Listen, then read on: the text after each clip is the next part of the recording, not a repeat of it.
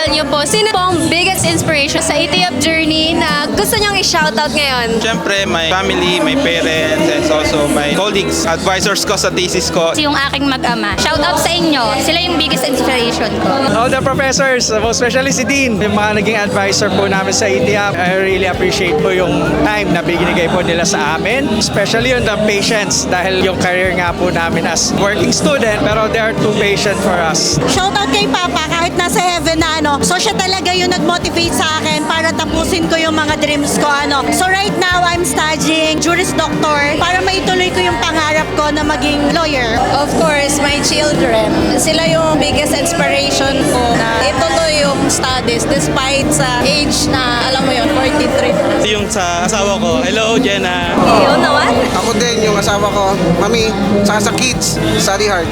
Parang last year, nag-enroll pa lang po kayo, tapos ngayon graduate na kayo. Nabiktima kami Thank you sa opportunity na ma-interview dito sa iyo lang. Ano po magiging advice niyo sa mga working na gusto pa pong makapagtapos katulad po ninyo? Yes, mahirap pero one of our challenge is siyempre makatapos talaga ng pag-aaral even though nagtatrabaho. I'm also a father na kailangang suportahan yung pamilya ko. Huwag kayong mag-hesitate na mag-take ng ETF kasi ito yung pinaka-way para sa promotion nating lahat. Hindi po natin kailangan matakot. Hindi pa po huli ang lahat. Marami pa pong mga programa na pwede po nating itahak. Tulad po nito, for a 43 years old like me, pinilit ko pa rin po makapagtapos dahil hindi lang naman po para sa akin, para rin sa family ko. At the same time, malaking tulong rin po. Maganda rin naman po na makita ng mga anak natin na lahat tayo nakapagtapos ng koleyo. Kasi pag ginawa natin yon, even po sila, mag-aaral din po sila mabuti. Huwag kayong susuko. Ituloy nyo lang yung pangarap nyo.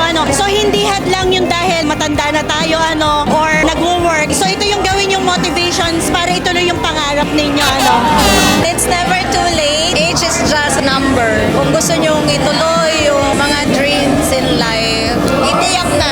The best in Berga University. Bakit? Kasi nababalance namin yung work at saka yung study namin. Opportunity pa to sa mga gustong magkaroon ng degree kagaya namin. Huwag tayong mawala ng pag-asa kahit na medyo nakalaban na tayo sa laban ng buhay. Ipagpatuloy natin yung career natin kasi marami pa tayong maaabot. Huwag kayong susuko at laban lang.